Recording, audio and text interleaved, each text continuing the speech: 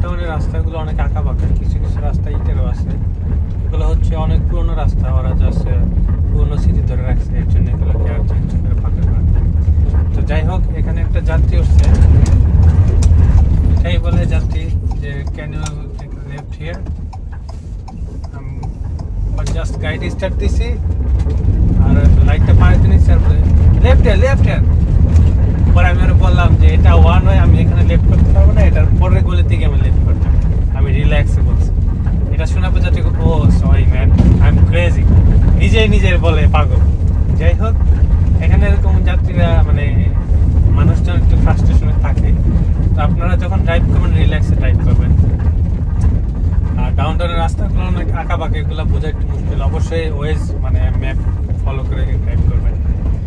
তারপরে যাত্রীরা ওকে নামাই দিলাম, যাত্রীরা আমাকে টিভি দিছে। সো এখানে আমি 14 স্টেট টাউন, এখন 10th এভিনিউতে উপরে যাব নেক্সট যাত্রীর খোঁজে।